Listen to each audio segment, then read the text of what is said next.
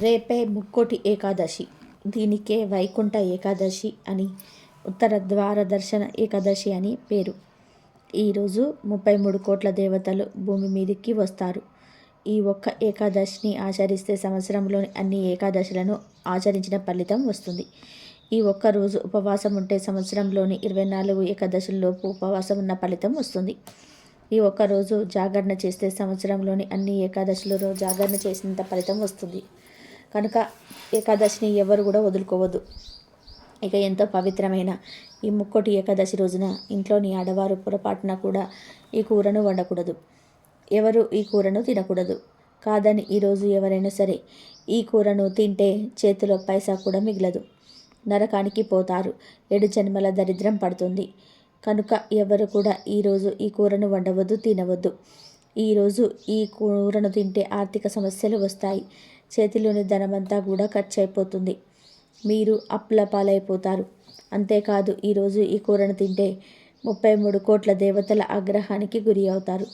విష్ణుమూర్తి ఆగ్రహానికి గురి అవుతారు. ఈరోజు ఈ కూర తింటే పరమ దరిద్రం పడుతుంది. మహాపాపం తగులుతుంది. సమస్యల్లో కూరుకుపోతారు. ఈ ఏకాదశి రోజు ఈ కూరను తింటే భవిష్యత్తులో అనేక కష్టాలను ఎదుర్కోవాల్సి వస్తుంది. లక్ష్మీదేవి ఆగ్రహానికి గురి అవుతారు. కోరి కష్టాలను తెచ్చుకున్నట్లు అవుతుంది. ఈరోజు తెలియక ఈ కూరను తింటే నరకానికి పోతారని శాస్త్రాల్లో ఉంది కనుక ఈ ముక్కోటి ఏకాదశి రోజు ఎవరు కూడా ఈ కూరను వండవద్దు, తినవద్దు. మరి ఇంతకీ ఈరోజు ఏ కూరను తినవద్దు అనే విషయాన్ని ఇప్పుడు ఈ వీడియోలో వివరంగా తెలుసుకుందాం. ఫ్రెండ్స్, ఈ వీడియోని ఎక్కడ కూడా స్కిప్ చేయకుండా చివరి వరకు చూడండి. అప్పుడే మేము చెప్పేది అర్థమవుతుంది. అలాగే మా ఛానల్ని కూడా సబ్స్క్రైబ్ చేసుకొని మాకు సపోర్ట్ చేయండి. ఈ వీడియో నచ్చినట్లయితే వెంటనే సబ్స్క్రైబ్ చేసుకొని ఒక లైక్ కొట్టడం మర్చిపోవద్దు. ముక్కోటి ఏకాదశి, వైకుంఠ ఏకాదశి. ఈ ఏకాదశి చాలా పవిత్రమైనది. ఇది శుక్రవారంతో కలిసి రావడం చాలా విశేషం. ఈరోజు 3 కోట్ల మంది దేవతలు భూమి మీదకి వస్తారు. ఐందవుల పండుగలన్నీ కూడా చాంద్రమానం ప్రకారమో లేక సౌరమానం ప్రకారమో జరుపుకుంటారు. కానీ ఈ రెండింటికి కలయికతో ఆచరించే పండుగ ఒకే ఒకటి. అదే ముక్కోటి ఏకాదశి. సూర్యుడు ధనుసు రాశిలో ప్రవేశించినప్పుడు తర్వాత వచ్చే ఏకాదశి రోజున ముక్కోటి ఏకాదశిని జరుపుకుంటారు. ఈ రోజున ముక్కోటి దేవతలందరూ కూడా విష్ణుమూర్తిని దర్శించుకుంటారని ఓ గాథ. అందుకనే ఈ రోజుకు ముక్కోటి ఏకాదశి అనే పేరు వచ్చింది. ఇక ఈనాడే మధుకైటవులని రాక్షసులకు శాప విమోచనం కలిగించి వారికి తన వైకుంఠ ద్వారం వద్ద దర్శనాన్ని అనుగ్రహించాడు విష్ణువు భగవానుడు. తమలాగనే ఈరోజు ఎవరైతే వైకుంఠ ద్వారాన్ని పోలిన ఉత్తర ద్వారాన్ని దర్శించుకుంటారో వారికి మోక్షాన్ని ప్రసాదించమని వేడుకున్నాడు వారిద్దరు. అప్పటి నుంచి ఉత్తర ద్వారం గుండా శ్రీవారిని దర్శించుకునే ఆచారం మొదలైంది. ఈ ఏకాదశి నాడే వైకుంఠంలోని విష్ణుమూర్తి వారి అంతరంగిక ద్వారాలు తెరుచుకున్నాయి కాబట్టి దీనికి వైకుంఠ ఏకాదశి అన్న పేరు కూడా స్థిరపడింది. ముక్కోటి ఏకాదశి రోజు వైకుంఠ వాకిళ్ళు తెరుచుకొని ఉంటాయని వైష్ణవాలయాలలోని ఉత్తర ద్వారం వద్ద భక్తులు తెల్లవారుజామునే వేచి ఉంటారు. మామూలు రోజులలో దేవాలయాల్లో ఉత్తర ద్వారాలు మూసి ఉంచుతారు. కానీ ఈరోజు ఆ ఉత్తర ద్వారం గుండా వెళ్ళి స్వామిని దర్శనం చేసుకుంటారు. తిరుమల, తిరుపతిలో కూడా ఈరోజు వైకుంఠ ద్వారం పేరిట ఉన్న ఉత్తర ద్వారాన్ని తెరిచి ఉంచుతారు. ఇలా ఈరోజే ఎందుకు ఉత్తర ద్వార దర్శనం చేసుకుంటారో తెలియాలి అంటే ఒక పురాణ కథను వినాలి. పూర్వకాలంలో సమస్త లోకాల్లో జలమయమై ప్రళయకాలమై ఉన్న సమయంలో శ్రీ మహావిష్ణువు రావి ఆకుపై తేలియాడుతూ ఉన్నాడు. అప్పుడు శ్రీ మహావిష్ణువు తన నాభి నుండి బ్రహ్మదేవుణ్ణి సృష్టించాడు. ఆ బ్రహ్మదేవుడికి సమస్త వేదాన్ని అందించాడు. ఆ వేద సంపదతో ఈ సృష్టిని ప్రారంభించమని విష్ణువు బ్రహ్మదేవుడికి చెప్పాడు. బ్రహ్మ అలాగే చేశాడు. కానీ సృష్టి కార్యం ప్రారంభించిన తర్వాత బ్రహ్మలో అహంకారం మొదలైంది. తాను ఎవరో మర్చిపోయాడు. శ్రీ మహావిష్ణువుని లెక్క చేయలేదు. అప్పుడు శ్రీ మహావిష్ణువు చెవుల నుండి మధుకైటవులు అనే 2 రాక్షసులు ఆవిర్భవించారు. సాక్షాత్తు విష్ణువు నుండి ఆవిర్భవించారు కాబట్టి వీరికి విశేషమైన శక్తులు వచ్చాయి. మధుకైటవులు బ్రహ్మదేవుణ్ణి హింసించడం మొదలుపెట్టారు. బ్రహ్మదేవుడు వారిని ఎదిరించి ఎన్నో సంవత్సరాలు యుద్ధం చేసి ఇక విసిగిపోయి నేను వీరిని సృష్టించలేదు, వీరు ఎక్కడి నుండి వచ్చారు అనే విషయాన్ని తెలుసుకున్నాడు. అప్పుడు బ్రహ్మ అహంకారం తొలగి శ్రీ మహావిష్ణువు దగ్గరికి వెళ్ళి శరణు వేడారు. అప్పుడు శ్రీ మహావిష్ణువు ఇలా అన్నాడు, బ్రహ్మదేవ, అహంకారం వలన నీకు ఎన్ని కష్టాలు వచ్చాయో చూసావా? అయినా సరే నేను నిన్ను రక్షిస్తాను అని చెప్పి మధుకైటవులను పిలిచి వారితో ఇలా అన్నాడు, వానవులారా, మీరు నా నుండి ఆవిర్భవించారు కాబట్టి ఈ రాక్షస తత్వం వదిలి ఏదైనా మంచి వరం కోరుకోమని అంటాడు. కానీ మధుకైటకులు విష్ణువుతో, మీరు మాకు వరం ఇవ్వటం ఏమిటి? మేమే మీకు వరం ఇస్తాము, కోరుకో అని అన్నారు. అప్పుడు వారి అహంకారం చూసి శ్రీ మహావిష్ణువు అయితే, నేను నా కోరిక కోరుతున్నాను, మీరు నా చేతిలో చచ్చిపోండి అని కోరుకున్నాడు. దానికి వైరకైటవులు ఇలా అన్నారు, సరే అయితే మీ చేతులలో మేము మరణిస్తాము, కానీ నువ్వు మాతో ద్వంద్వ యుద్ధం చెయ్యాలని చెప్పారు. శ్రీ మహావిష్ణువు దానికి అంగీకరించాడు. వస్త్రాలు లేకుండా చేతులతో పిడిగుద్దులతో వారి మధ్య యుద్ధం జరిగింది. అలా వారు శ్రీ మహావిష్ణువును స్పర్శ తగిలి ఎంతో ఆనందం పొందారు. అప్పుడు మధుకైటకులకు ఒక ఆలోచన వచ్చింది. శరీరాన్ని తాకితేనే ఇంత ఆనందంగా ఉంటే వైకుంఠంలో ఉంటే ఇంత ఆనందం వస్తుందో కదా అనుకుని శ్రీ మహావిష్ణువుతో, మాకు ఒకే ఒక వరం కావాలి, మమ్మల్ని వైకుంఠ లోకాలకు తీసుకొని వెళ్ళండి, ఇప్పుడు మీతో ఉండే వరాన్ని ఇవ్వండి అని విష్ణుమూర్తిని కోరారు. అప్పుడు శ్రీ మహావిష్ణువు ఇలా అనుకున్నాడు, వీళ్ళు రాక్షసులు కదా, వీరిని వైకుంఠం తీసుకొని వెళ్ళడం న్యాయమేనా? లోకానికి ఇబ్బందికరంగా మారుతుందేమోనని ఆలోచించి వైకుంఠానికి ఉండే ఉత్తర ద్వారాన్ని తెప్పించాడు. ఆ ద్వారం గుండా శ్రీ మహావిష్ణువును దర్శించుకున్న మధుకైటకులు ఆ శ్రీ మహావిష్ణువులో ఐక్యమయ్యారు. మధుకైటవులు విష్ణుమూర్తిలో లీనం అవుతూ మరో వరం కోరుకున్నారు. ఏ భక్తులైతే ముక్కోటి ఏకాదశి రోజు ఉత్తర ద్వారం నుండి మిమ్మల్ని స్మరిస్తూ మిమ్మల్ని దర్శనం చేసుకుంటారో వారికి కూడా మోక్షం ప్రసాదించమని కోరుకుంటారు. దానికి శ్రీ మహావిష్ణువు కూడా అంగీకరిస్తాడు. ముక్కోటి ఏకాదశి రోజు దేవతలు కూడా ఉత్తర ద్వారం గుండా స్వామివారి దర్శించుకొని మోక్షాన్ని పొందుతారు. అప్పటి నుండి ధనుర్మాసంలో వచ్చే మొదటి ఏకాదశి అయినటువంటి ముక్కోటి ఏకాదశి రోజు ఇలా భక్తులు ఉత్తర ద్వారం గుండా శ్రీ మహావిష్ణువును దర్శించుకొని మోక్షాన్ని పొందుతారు. ఇదే వైకుంఠ ద్వార దర్శనం వెనుక ఉన్న కథ. ఎంతో పవిత్రమైన ఈ ముక్కోటి ఏకాదశి రోజు ఆడవారు ఎర్రటి రంగులో ఉండే చీరను కానీ లేదా పింక్ కలర్లో ఉండే చీరను కానీ ధరించాలి. చీర అనే కాదు, డ్రెస్సులు వేసుకునే వారు కూడా ఈ రంగులో ఉండే డ్రెస్సులు వేసుకుంటే చాలా మంచిది. స్త్రీలు ఈరోజు ఈ రెండు రంగుల్లో ఏదో ఒక రంగులో ఉండే దుస్తులను ధరించి గుడికి వెళ్ళిన, ఇంట్లో పూజ చేసుకున్న ముక్కోటి దేవతల అనుగ్రహం లభిస్తుంది. దీర్ఘ సుమంగళి యోగం లభిస్తుంది. కష్టాలన్నీ పోతాయి. భర్తకు మంచి జరుగుతుంది. భర్త ఆయుష్ పెరుగుతుంది. నూరేళ్ళు సౌభాగ్యంతో ఉంటారు. భర్త సంపాదన కూడా పెరుగుతుంది. అంతేకాదు ఈరోజు ఈ రంగులో ఉండే దుస్తులు ధరించడం వలన వద్దన్న ధనం వస్తూనే ఉంటుంది. అష్టైశ్వర్యాలు సిద్ధిస్తాయి. ఆడవారు ఒక్కరే కాదు, మగవారు, పిల్లలు, పెద్దలు ఇలా అందరు కూడా ఈ ముక్కోటి ఏకాదశి రోజు ఎరుపు లేదా పింక్ ఈ రెండు కలర్స్లో ఉండే బట్టలు వేసుకుంటే ముక్కోటి దేవతల అనుగ్రహం లభిస్తుంది. మీకు అంతా మంచి జరుగుతుంది. కాబట్టి స్త్రీలు గుర్తుంచుకొని ఈ రంగులో ఉండే దుస్తులను ధరించండి. ఇక గాజులు ఏ రంగులో ఉండేవి ధరించాలి అంటే ఎరుపు, ఎల్లో, గ్రీన్ ఈ మూడు రంగుల్లో ఏ రంగులో ఉండే గాజులనైనా సరే ధరించవచ్చు. ఈరోజు ఈ రంగులో ఉండే గాజులను ధరించటం వలన లక్ష్మీదేవి అనుగ్రహం కలుగుతుంది. కష్టాలు పోతాయి. సౌభాగ్యం సిద్ధిస్తుంది. ధన సమస్యలు రాకుండా ఉంటాయి. అపార ఐశ్వర్య యోగం కలుగుతుంది. ఇంకా ముక్కోటి ఏకాదశి రోజు ఆడవారు ఈ రంగు దుస్తులు ధరించండి. ఈ రంగు గాజులను వేసుకోండి. మీకు మీ భర్తకు అంతా మంచి జరుగుతుంది. ముక్కోటి దేవతల అనుగ్రహంతో సకల ఐశ్వర్యాలు సిద్ధిస్తాయి. ఆవు ఏకాదశి రోజు మీకు కనిపిస్తే దానికి పూజలు చేయండి. మీ ఇంటికి ఆవు వచ్చిన మీరు గోశాలకు వెళ్ళిన ఆవుకు ముందుగా పూజలు చేయండి. ఏకాదశి రోజు ఆవుకు పూజ చేసిన వారికి నరక బాధలు తప్పుతాయని పండితులు చెప్తున్నారు. ప్రత్యేకించి ఈ ఏకాదశి రోజు ఆవుకు తోటకూరను తినిపించాలి. తోటకూరను తినిపించటం వలన దోషాలు తొలగిపోతాయి. మీకు ఎలాంటి దోషాలున్నా సరే తొలగిపోతాయి.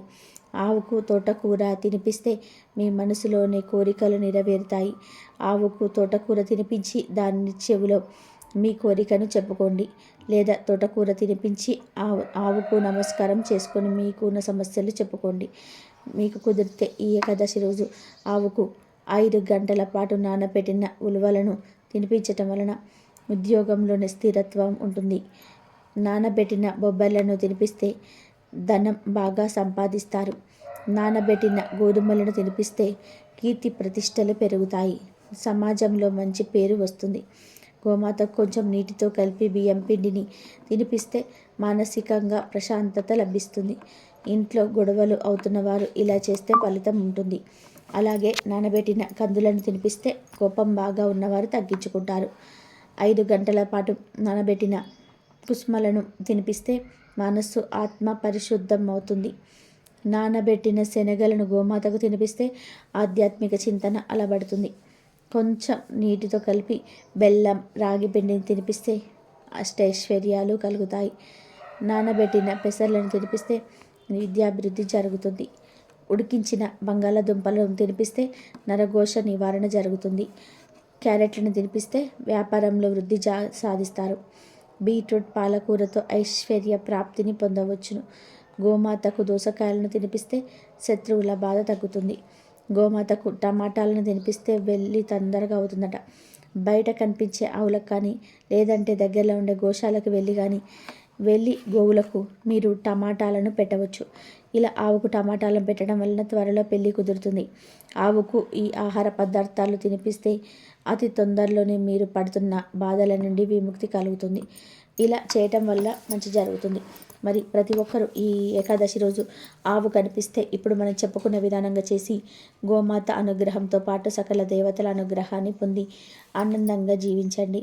మీ జీవితాన్ని మార్చుకోవడానికి ఇది ఒక సువర్ణ అవకాశం. కాబట్టి మిస్ చేయకుండా ఆవు కనిపిస్తే వాటికి తోటకూర లేదా ఏదైనా ఆహారం పెట్టి శుభ ఫలితాలను పొందండి. ప్రత్యేకించి ఈ ముక్కోటి ఏకాదశి రోజున రావి చెట్టును తాకితే చాలు కోట్ల వర్షం కురుస్తుంది. లక్ష్మీ నారాయణుల అనుగ్రహంతో 3 కోట్ల దేవతల అనుగ్రహంతో రాజయోగం పడుతుంది. కష్టాలు సమస్యలన్నీ కూడా పోతాయి. తరతరాలకు తరగని ఐశ్వర్యం వస్తుంది. ఎందుకంటే రావి చెట్టుపై లక్ష్మీ నారాయణులు కొలువై ఉంటారు. చెట్లకు రారాజు రావి చెట్టు కనుక ముక్కోటి ఏకాదశి రోజు మీకు దగ్గరలో ఉన్న రావి చెట్టు దగ్గరికి వెళ్ళి రావి చెట్టుకు చెంబడు నీళ్లు పోసి నమస్కారం చేసుకోండి. తర్వాత రావి చెట్టు చుట్టూ 3 ప్రదక్షిణలు చేయండి. ఆ తర్వాత 11 సార్లు రావి చెట్టును తాకండి. అలా తాకటం వలన మీ ఒంట్లోని చెడు మొత్తాన్ని కూడా రావి చెట్టు లాగేసుకుంటుంది. ప్రాసెస్ అంతా చేయలేని వారు జస్ట్ స్నానం చేసుకొని రావి చెట్టు దగ్గరికి వెళ్ళి 11 సార్లు రావి చెట్టును తాకితే చాలు మీ దరిద్రం అంతా కూడా పోతుంది. మీరు చేసే అన్ని పనులలో విజయాలు సాధిస్తారు. అంతేకాదు మీరు రావి చెట్టును తాకడం వల్ల రాహుకేతు దోషాలు పోతాయి. నవగ్రహాలు మీకు అనుకూలంగా మారుతాయి. కనుక ఈరోజు రావి చెట్టును 11 సార్లు తాకండి. అలా తాకిన తర్వాత కాసేపు అంటే ఒక 2 నిమిషాల పాటు ఆ రావి చెట్టు కింద కూర్చోండి. రావి చెట్టు నుండి వచ్చే గాలిని పీల్చండి, ఆస్వాదించండి. ఎందుకంటే రావి చెట్టు గాలికి ఎన్నో రోగాలను నయం చేసే శక్తులు ఉన్నాయి కనుక రావి చెట్టును 11 సార్లు తాకి తర్వాత కాసేపు రావి చెట్టు కింద కూర్చొని ఆ గాలిని పీల్చండి. తర్వాత ఇంటికి వెళ్ళండి. ఇలా ఈరోజు రావి చెట్టును తాకటం వలన లక్ష్మీ నారాయణుల అనుగ్రహంతో పాటు 3 కోట్ల మంది దేవతల అనుగ్రహం కూడా లభిస్తుంది. ధనం అయస్కాంతంలాగా ఆకర్షింపబడుతుంది. దోషాలు పోతాయి. చక్కని ఆరోగ్యం లభిస్తుంది. మీ దరిద్రం మొత్తం కూడా పోయి అదృష్టం కలుగుతుంది. ఇక వేళ మీకు దగ్గరలో రావి చెట్టు లేకపోతే ఈరోజు వేప చెట్టునైనా సరే తాకవచ్చు. అంటే సేమ్ ఇలాగే వేప చెట్టు దగ్గరికి వెళ్ళి వేప చెట్టుకు కొన్ని నీళ్లు పోసి వేప చెట్టును 11 సార్లు టచ్ చేసి కాసేపు వేప చెట్టు దగ్గర కూర్చోండి. ఇదంతా చేయలేని వారు జస్ట్ వేప చెట్టును తాకితే అక్కడ 2 నిమిషాలు కూర్చొని వేప గాలిని పీల్చి ఇంటికి వచ్చినా చాలు కోట్ల వర్షం కురుస్తుంది. లక్ష్మీనారాయణుల అనుగ్రహం లభిస్తుంది. 3 కోట్ల దేవతల అనుగ్రహం కలుగుతుంది. కటిక పేదవాడైనా సరే రాజ్యం వెళ్తాడు. ఎందుకంటే రావి చెట్టుకు వేప చెట్టుకు అంతటి శక్తి ఉన్నాయి. రావి చెట్టులో ఎన్నో రకాల ఔషధ గుణాలు దాగి ఉన్నాయి. అంతేకాదు రావి ఆకులలో నుండి మనకు ఆక్సిజన్ అనేది ఎక్కువగా వస్తూ ఉంటుంది. కనుక రావి చెట్టు అనేది శాస్త్రపరంగాను సైన్స్ పరంగాను ఎంతో గొప్ప ప్రాముఖ్యతను పొంది ఉంటుంది. ఇన్ని వృక్షాల్లోకెల్లా రావి చెట్టు పరమ పవిత్రమైనదని శ్రీమద్ భాగవతంలో శ్రీకృష్ణ భగవానుడు చెప్పాడు. రావి చెట్టును విష్ణు నివాసంగా పరిగణిస్తారు. సాక్షాత్తు విష్ణుమూర్తి ప్రతిరూపమే రావి చెట్టు అని విశ్వసిస్తూ ఉంటారు. రావి చెట్టును పూజించడం వలన గ్రహ బాధలు తొలగిపోతాయి. దాదాపుగా ప్రతి దేవాలయంలోనూ కూడా రావి చెట్టు ఉంటుంది. రావి చెట్టును భగవత్ స్వరూపంగా హిందువులు భావిస్తారు. రావి చెట్టు అనగా రోగాలను నయం చేస్తుంది. గాలిలో ఉన్న హానికారక బ్యాక్టీరియాను నాశనం చేస్తుంది. బ్రహ్మపురాణం ప్రకారం రావి చెట్టు శ్రీ మహావిష్ణువు జన్మస్థానం. అంతేకాదు శ్రీ మహాలక్ష్మి కూడా రావి చెట్టుపైనే నివసిస్తుంది. బ్రహ్మ విష్ణు పరమేశ్వరులు కూడా రావి చెట్టుపైనే ఉంటారని పురాణ గాథలు చెప్తూ ఉన్నాయి. రావణాసురుని చెరలో ఉన్న సీతమ్మ రావి చెట్టు నీడనే ఉండేది. సీతమ్మకు ఆశ్రయం ఇచ్చిన రావి చెట్టు అంటే హనుమంతుడికి ఎంతో ఇష్టమని రామాయణం తెలుపుతుంది. ఇక వేప చెట్టు గురించి కూడా ప్రత్యేకంగా చెప్పాల్సిన అవసరం లేదు. హిందూ ధర్మంలో కొన్ని చెట్లు పూజనీయమైన చెట్టుగా, పవిత్రమైన చెట్టుగాను గుర్తించబడ్డాయి. వాటిల్లో వేప చెట్టు కూడా ఒకటి. వేప చెట్టు చాలా పవిత్రమైనది. వైద్యంలో దీని పాత్ర గురించి కౌటిల్యుడి అర్థశాస్త్రంలో వివరించారు. మన ప్రాచీన ఆయుర్వేదంలో కూడా వేప గురించి అనేక రుజువులు ఉన్నాయి. భూమి మీద అమృతం చుక్కలు పడి అది వేప చెట్టుగా మొలిసిందని శాస్త్రాలు చెప్తున్నాయి. వేప చాలా విధాలుగా పనికి వస్తుంది. ఎవరైతే జీవితం మొత్తంలో ఒక వేప చెట్టును పెడతారో వారు స్వర్గానికి తిన్నగా చేరుకుంటారని శాస్త్రం చెప్తుంది. రామాయణంలో రాముడు వేప చెట్టు కిందనే ఉన్నట్టుగా చెప్తూ ఉంటారు. గాలిని శుభ్రపరిచే గుణం వేపాకుకు కలదు. ఈ చెట్టు మిగతా చెట్ల కంటే ఎక్కువ ప్రాణవాయువును వదులుతుంది. వేప చెట్టు దగ్గర ఉండే చాలు ఆరోగ్యం కుదుట పడుతుందని, మలేరియా, కలరా వంటి అంటువ్యాధులు రావని అంటూ ఉంటారు. ఇంత చరిత్ర కలిగి అనేక ఉపయోగాలు ఉన్నాయి కాబట్టే వేప చెట్టును పూజిస్తారు, ఆరాధిస్తారు, పోషిస్తారు, దేవాలయంలో పెంచుతూ ఉంటారు. ఇంటి దగ్గర వేప చెట్టు ఉంటే శ్రీ మహాలక్ష్మి ఉన్నట్లే అంటూ ఉంటారు. ధనాన్ని ఎంత జాగ్రత్తగా కాపాడుకుంటామో అదేవిధంగా వేప చెట్టును కూడా కాపాడుకోవాలి. కనుక ఇన్ని ప్రాముఖ్యతలున్న ఈ 2 చెట్లలో నుంచి ఏదో ఒక చెట్టును ముక్కోటి ఏకాదశి రోజు తాకి చూడండి. 3 కోట్ల దేవతల అనుగ్రహంతో తరతరాలకు తరగని ఐశ్వర్యాన్ని పొంది ఆనందంగా జీవించండి. ఇక సంవత్సరానికి ఒక్కసారి వచ్చే ఈ ముక్కోటి ఏకాదశి రోజు మీరు ఏం చేసినా చేయకపోయినా ఈ ఆకుపైన దీపం వెలిగించండి చాలు, మీకు సకల శుభాలు కలుగుతాయి. మరి అది ఏ ఆకు అంటే రావి ఆకు. రావి ఆకుపై ఇంకొక వస్తువు వేసి దీపం వెలిగించాలి. ముందుగా ఈ ఏకాదశి రోజు మీరు విష్ణువును నిష్టగా ఆరాధించాలి. ఆ తర్వాత మీకు దగ్గరలో ఉండే రావి చెట్టు దగ్గరికి వెళ్ళండి. గుడిలోని రావి చెట్టు మొదట్లో రాలిపడిన ఒక మంచి ఆకును ఇంటికి తెచ్చుకోండి. మీరు ఈ దీపాన్ని గుడిలో అయినా సరే వెలిగించుకోవచ్చు, ఇంటి దగ్గర అయినా సరే వెలిగించుకోవచ్చు. ముందుగా మీరు తీసుకున్న ఆకు నీటితో కడిగి పూజ గదిలో పెట్టుకోండి. ఇప్పుడు ఆ ఆకుపై కొంచెం గల్లుపు వేయండి. ఆ ఆకుపై పసుపు కుంకుమలు వేయండి. ఆకుపై పసుపు కుంకుమ వేయండి. ఇప్పుడు ఒక ప్రమిద తీసుకోండి. ఈ దీపం మట్టి ప్రమిదలోనే వెలిగించాలి. ఒక మట్టి ప్రమిదను తీసుకొని దానిని శుభ్రం చేసి అందులో ఆవు నెయ్యిని కానీ నువ్వుల నూనెను కానీ పోయండి. ఇప్పుడు అందులో 2 ఒత్తులు విడివిడిగా వేయండి. ఆ ప్రమిదను రావి ఆకుపై వేసిన ఉప్పుపై పెట్టండి. ఏకవత్తితో దీపాన్ని వెలిగించి నమస్కారం చేసుకోండి. ఇలా దీపం వెలిగించాక ఒక యాలక్కాయను ఆ దీపంలో వేయండి. తర్వాత ప్రమిదకు రావి ఆకు బొట్లు పెట్టి పూలను సమర్పించండి. ఏకాదశి రోజు ఇలా ఆకుపై ఉప్పు వేసి దీపం పెట్టడం వల్ల మీకున్న దోషాలన్నీ కూడా పోతాయి. దీపంలో యాలక్కాయ వేయడం వల్ల మీ ఆర్థిక సమస్యలు పరిష్కారం అవుతాయి. యాలక్కాయను ప్రమిదలో వేస్తే మీరు ఆర్థిక పరంగా ఎదుర్కొంటున్న సమస్యల నుండి తొందరగా బయటపడగలుగుతారు. ఉప్పు మీకున్న వివిధ రకాల సమస్యలను దూరం చేస్తుంది. ఉప్పు నెగిటివ్ ఎనర్జీని తొలగించేస్తుంది. ఉప్పుపై దీపం పెడితే నరఘోష వంటి ప్రభావాలు తొలగిపోతాయి. మీరు పడుతున్న కష్టాల నుండి బయటపడగలుగుతారు. ఇక రావి ఆకుపై దీపం వెలిగిస్తే వాస్తు గ్రహ దోషాలు అనేటివి తొలగిపోతాయి. రావి ఆకుపై దీపం వెలిగిస్తే ఆరోగ్య సమస్యలు కూడా తొలగిపోతాయి. రావి ఆకు ఉప్పుపై దీపం వెలిగిస్తే మీరు పడుతున్న బాధలు తొలగిపోతాయి. మీ మనసును ప్రశాంతంగా మారుతుంది. ఉద్యోగ వ్యాపార సంస్థలనేటివి ఉండవు. ఏకాదశి రోజు ఈ విధంగా దీపం వెలిగిస్తే మీ జీవితం మారిపోతుంది. ఇక మీకు తిరిగనేదే ఉండదు. మనలో చాలామంది ఆర్థిక పరంగా, ఆరోగ్యపరంగా సమస్యలను ఎదుర్కొంటున్నారు. వీటితో పాటు కుటుంబ సమస్యలు కూడా, బంధుమిత్రులతో మాట పట్టింపుల వలన సమస్యలను ఎదుర్కొంటున్నారు. మీరు ఎంత పెద్ద సమస్య ఎదుర్కొంటున్నా ఈ ఏకాదశి రోజు మర్చిపోకుండా ఈ ఆకుపైన దీపం వెలిగించండి. మీ జీవితాన్ని మార్చుకోండి. ఈ దీపం ఎవరైనా వెలిగించవచ్చు. ఆడవారు మగవారు అనే తేడా ఏమీ లేకుండా, చిన్న పెద్ద అనే తేడా ఏమీ లేకుండా అందరూ కూడా వెలిగించుకోవచ్చు. ఈ దీపం వెలిగిస్తే మీ గ్రహస్థితి కూడా మారి అదృష్టం పట్టే అవకాశాలు కూడా ఉన్నాయి. మరి ప్రతి ఒక్కరు కూడా ఈ ముక్కోటి ఏకాదశి రోజు ఇప్పుడు మనం చెప్పుకున్న విధానంగా దీపం వెలిగించి సకల శుభాలను పొందండి. అలాగే స్వామివారిని నియమనిష్టలతో ఆరాధించి స్వామివారి అనుగ్రహాన్ని పొంది సిరి సంపదలకు లోటు లేకుండా జీవించండి. ఇప్పుడు మనం చెప్పుకున్న ఈ దీపాన్ని గుడిలో అయినా సరే ఇదే పద్ధతిలో వెలిగించుకోవచ్చు. ఇంట్లో అయినా సరే ఇదే పద్ధతిలో వెలిగించుకోవాలి. ఇలా వెలిగిస్తే ఆ లక్ష్మీనారాయణుల అనుగ్రహం మీకు ఎల్లవేళలా కలుగుతుంది. ఈ ముక్కోటి ఏకాదశి రోజు ఉదయం మరియు సాయంత్రం స్నానం చేసే నీటిలో 1 స్పూన్ సముద్రపు ఉప్పును అంటే కల్లులుప్పును వేసుకొని కానీ, లేదా గుప్పెడు తులసి ఆకులను చేతిలో నలిపి నీటిలో వేసుకొని స్నానం చేస్తే కోటి జన్మల పుణ్యం వస్తుంది. 1 గంటలో మీ దశ తిరిగిపోతుంది. అయితే గల్లులుప్పు వేసుకొని స్నానం చేయండి. లేదా తులసి ఆకులను చిరత్తులతో బాగా నలిపి నీటిలో కలిపి ఆ నీటితో స్నానం చేయండి. ఈ తులసి ఆకులను పూజలు చేయని చెట్టు నుండి కోసి తెచ్చుకోవాలి. అది కూడా ఏకాదశి రోజు కోయకూడదు. ముందు రోజే కోసి తెచ్చి పెట్టుకొని స్నానం చేసేటప్పుడు ఆ నీటితో కలుపుకొని స్నానం చేయాలి.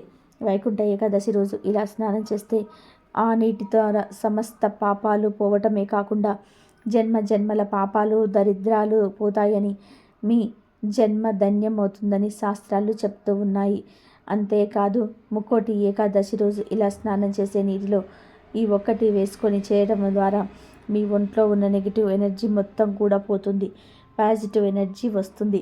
ఎంతో కాలంగా ఉన్న దృష్టి దోషాలు దరిద్రాలు పోతాయి. మీ శరీరానికి నూతన ఉత్తేజం వల్ల దేనినైనా సరే సాధించే శక్తి వస్తుంది. సంవత్సరంలో మొత్తం మనకు నెలకు 24 ఏకాదశులు వస్తాయి. ఆ 24 ఏకాదశులు చేయలేని వారు ఈ ఒక్క ముక్కోటి ఏకాదశిని ఆచరిస్తే సంవత్సరంలోని అన్ని ఏకాదశులను ఆచరించిన ఫలితం వస్తుంది. ఈ ముక్కోటి ఏకాదశిని వైకుంఠ ఏకాదశి అని కూడా పిలుస్తారు. సర్వత్ర ఏకాదశి అని కూడా పిలుస్తారు. ఇది ఏకాదశులన్నింటిలోకెల్లా అత్యంత శక్తివంతమైనది. ముక్కోటి ఏకాదశి రోజు ఖచ్చితంగా కొన్ని నియమాలను పాటించాలి. కొన్ని పనులు చేయకూడదు. ముక్కోటి ఏకాదశి రోజు తల స్నానం చేయకూడదు. శవరం చేయించుకోకూడదు. గోర్లు కత్తిరించుకోకూడదు. ధూమపానం మద్యపానం పూర్తిగా నిషిద్ధం. ఈరోజు షాంపూ పెట్టి తల స్నానం చేయకూడదు. ముందు రోజే షాంపూతో తలంటూ స్నానం చేసుకోవాలి. ఏకాదశి రోజు కేవలం ఒట్టి నీటినే తల మీద పోసుకోవాలి. షాంపూ లేదా కుంకుడుకాయలతో తలంటూ స్నానం చేయకూడదు. అలాగే ఈ ఏకాదశి రోజు తనకు కొబ్బరి నూనె రాయకూడదు. అంతేకాదు ఈ వైకుంఠ ఏకాదశి రోజు నల్లటి వస్త్రాలు ధరించకూడదు. నల్లటి రంగులో ఉండే వస్త్రాలు ధరించకూడదు. కాదని ఈరోజు నల్లటి వస్త్రాలు ధరిస్తే దరిద్ర దేవత ఆవహిస్తుంది. అలాగే ఈ ఏకాదశి రోజు మీరు గుడికి వెళ్ళినప్పుడు ఆ గుడిలోని ఉండిలో ధనంతో పాటు 1 యాలక్కాయను కూడా వేయండి. అలా వేయటం వలన మీ ఇంట్లో శుభకార్యాలు జరుగుతాయి. ఎవరైతే ఇంట్లో అస్సలు శుభకార్యాలు జరగటం లేదని బాధపడుతుంటారో వారు ఈరోజు గుడికి వెళ్ళినప్పుడు గుడి ఉండిలో మీరు వేసే ధనంతో పాటు 1 యాలక్కాయను కూడా వేయండి. ఖచ్చితంగా మీ ఇంట్లో త్వరలోనే ఏదో ఒక శుభకార్యం జరిగి తీరుతుంది. ముఖ్యంగా ఈ ముక్కోటి ఏకాదశి రోజున లక్ష్మీ నారాయణుల తులసి ఆకులతో లేదా తులసి మాలతో పూజించాలి. పూజ గదిలో లక్ష్మీనారాయణ ఫోటో ముందు తులసి ఆకును పెట్టాలి. అలా పెట్టడం వలన జన్మల పాపాలు పోతాయి. కోటి జన్మల పుణ్యం వస్తుంది. కానీ ఎప్పుడైనా సరే తులసి ఆకులను పూజ చేసే చెట్టు నుంచి కొయ్యకూడదు. పూజలు చేయని చెట్టు నుంచి కోసిన ఆకులతోటే ఈ పూజ చేయాలి. కనుక ఈ ఒక్క విషయాన్ని గుర్తుపెట్టుకొని ఈరోజు తులసి ఆకులతో స్వామివారిని అర్చిస్తే సకల పాపాలు పోతాయి. అలాగే ఈ ముక్కోటి ఏకాదశి రోజు పొరపాటున కూడా బెల్లాన్ని, ఉసిరికాయలను, నువ్వులను వేరే వారి చేతికి ఫ్రీగా ఇవ్వవద్దు. అలాగే ఇస్తే దరిద్రం పడుతుంది. లేనిపోని కష్టాలు వస్తాయి. అప్పుల పాలైపోతారు. కనుక ఈరోజు ఈ 3 వస్తువులను వేరే వారి చేతికి ఫ్రీగా ఇవ్వవద్దు. ఈ వస్తువులను బయట షాప్ నుండి కొని తెచ్చుకోవచ్చు. కానీ అప్పుగా కొని తెచ్చుకోకూడదు. అప్పుగా కొని ఇవ్వకూడదు, తీసుకోకూడదు. కాబట్టి ఈ విషయాన్ని అందరూ గుర్తుపెట్టుకోండి. అలాగే ఈ ముక్కోటి ఏకాదశి రోజున ఆడవారు తలలో పసుపు రంగు పూలను అంటే చామంతి పూలు కానీ పసుపు గులాబీ పూలు కానీ ఇలా ఏదో ఒక పువ్వును పసుపు రంగులో ఉండే పువ్వును తలలో పెట్టుకోండి. అలా పెట్టుకుంటే సంవత్సరం అంతా కూడా సంతోషంగా ఉండగలుగుతారు. దీర్ఘ సుమంగళి యోగం కలుగుతుంది. లక్ష్మీదేవి అనుగ్రహంతో అష్టైశ్వర్యాలు సిద్ధిస్తాయి. ఇది విష్ణుమూర్తికి ఎంతో ఇష్టమైన రోజు. అయితే ఈరోజు ఇంటి మెయిన్ డోర్ దగ్గర ఈ ఆకును కడితే చాలు, మీ ఇంట్లోకి ఎటువంటి నెగిటివ్ ఎనర్జీ రాదు. మీకు ఉన్న కష్టాలు దరిద్రాలు తొలగిపోయి మీరు కోటీశ్వరుడిగా మారిపోతారని పండితులు చెప్తూ ఉన్నారు. ఈరోజు ఇంటి గుమ్మానికి ఈ ఆకులు కడితే మీ ఇంట్లోకి దైవ శక్తులు వచ్చి సకల ఐశ్వర్యాలను కల్పిస్తాయని పండితులు చెప్తున్నారు. మరి ఆ ఆకులు ఏమిటి అంటే మామిడి ఆకులు. మామిడి చెట్టు అన్ని ఊళ్ళల్లోనూ ఉంటాయి కాబట్టి మామిడి ఆకులు అందరికీ సులువుగా దొరుకుతాయి. మన సంస్కృతి సాంప్రదాయాల ప్రకారం ఎన్నో ఆచారాల వ్యవహారాలతో పాటు కొన్ని మొక్కలను సైతం దైవ సమానంగా భావిస్తారు. అలాంటి దేవతా వృక్షాలకు ప్రత్యేకమైన పూజలు చేస్తూ వాటికి ప్రత్యేక స్థానం కల్పిస్తూ ఉంటారు. ఇందులో భాగంగానే మామిడి చెట్టును కూడా దైవ సమానంగా భావిస్తారు. ముక్కోటి ఏకాదశి రోజున పసుపు దారానికి మామిడి ఆకులను కట్టి ఆ తోరణాన్ని ఇంటి ప్రధాన గుమ్మానికి కడితే ఏమైనా వస్తు దోషాలు ఉంటే తొలగిపోతాయి. అలాగే ఇంటిలో నెగిటివ్ ఎనర్జీ తొలగిపోయి పాజిటివ్ ఎనర్జీ దైవశక్తులు వచ్చి అన్ని శుభాలే జరుగుతాయి. ఇంట్లో ఏమైనా దుష్ట శక్తులు ఉంటే పోతాయి. అలాగే సకల దేవతల అనుగ్రహం కూడా కలుగుతుంది. అంతేకాదు మామిడి ఆకులను చూస్తే మనస్సుకు ప్రశాంతంగా అనిపిస్తుంది. ఇంట్లో ఉండే ఖాళీ శుభ్రం అవుతుంది. తద్వారా చక్కటి ఆరోగ్యం కూడా లభిస్తుంది. ఇంట్లో ఉండే ఆక్సిజన్ సైతం పెరిగి స్వచ్ఛమైన గాలి మనకు లభిస్తుంది. ప్రేమ, సంపద, సంతాన అభివృద్ధికి మామిడి ఆకులు ప్రతీక. ప్రతి ఒక్కరి జీవితంలో చాలా ముఖ్యమైనవి ఈ మూడే. అందుకే మామిడి ఆకులను ప్రతి శుభకార్యానికి ఉపయోగిస్తారు. ఇది మన పూర్వీకుల నుంచి కాదు, మన పురాణాలను కూడా మామిడి ఆకులకు ఎంతో ప్రాముఖ్యతను ఇచ్చినట్టు గ్రంథాలలో కూడా ఉన్నాయి. మామిడి తోరణాలు ఇంటికి కొత్త కళ తీసుకురావడమే కాదు, ఈ ఆచారం వెనుక సైంటిఫిక్ రీజన్ కూడా ఉన్నాయి. శుభకార్యాల సమయంలో బంధువులు ఇంట్లోకి రావడం వలన ఎక్కువ మంది ఒకే చోట చేరితే ఇంట్లో గాలి కలుషితమవుతుంది. మామిడి ఆకులకు ఆ గాలిని శుద్ధి చేసే గుణము ఉంటుంది. కాబట్టి శుభకార్యాలు పెళ్ళిళ్ళ సమయంలో మామిడి ఆకుల తోరణాలను కడతారు. అలాగే మొక్కలు కార్బన్ డైఆక్సైడ్ను పీల్చుకొని ఆక్సిజన్ను వదులుతాయి. కాబట్టి అప్పుడప్పుడైనా సరే ఇంటికి మామిడి ఆకులు కట్టడం వలన స్వచ్ఛమైన గాలికి పీల్చుకునే అవకాశం దొరుకుతుంది. చాలామంది వేపాకులు, రావి ఆకులు కూడా కడతారు. దాన్ని ముక్కోటి ఏకాదశి రోజు మాత్రం ఈ ఆకులు గుమ్మానికి కట్టకూడదు. కేవలం మామిడి ఆకులు మాత్రమే కట్టుకోవాలి. ఎందుకంటే తోరణంగా కట్టే వాటిలో ప్రధానంగా మనం మామిడి ఆకులకే ఫస్ట్ ప్రయారిటీ ఇచ్చారు మన పెద్దలు. ఆ తర్వాత శ్రేష్టమైనవి వేపాకులు. ఇవేమీ దొరకకపోతే రావి ఆకులు కట్టుకోవచ్చు.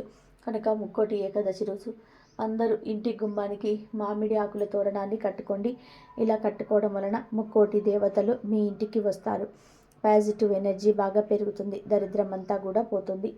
కాబట్టి అందరూ కూడా మర్చిపోకుండా గుర్తుపెట్టుకొని ముక్కోటి ఏకాదశి రోజు ఇంటి గుమ్మానికి ఈ ఆకులను కట్టుకొని శుభ ఫలితాలను పొంది సంతోషంగా జీవించండి.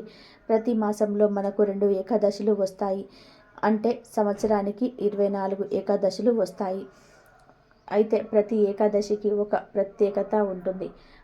అలాగే ధనుర్మాసంలో వచ్చే ఏకాదశిని వైకుంఠ ఏకాదశిగా, ముక్కోటి ఏకాదశిగా పురాణాలు తెలిపాయి. శ్రీ వైకుంఠ ఏకాదశి పరమ పవిత్రమైన దినము. సకల జగత్తుకు సృష్టి స్థితి లయకారకుడైన శ్రీమన్నారాయణుడికి ప్రీతిపాత్రమైన సుదినము కూడా ఇదే. ఈరోజు ఉపవాసం ఉంటే సంవత్సరంలో వచ్చే అన్ని ఏకాదశులలో ఉపవాసం ఉన్న ఫలితం లభిస్తుందని విష్ణు పురాణం చెప్తుంది. మన సాంప్రదాయంలో ముక్కోటి ఏకాదశికి ఎంతో ప్రాముఖ్యత ఉంటుంది.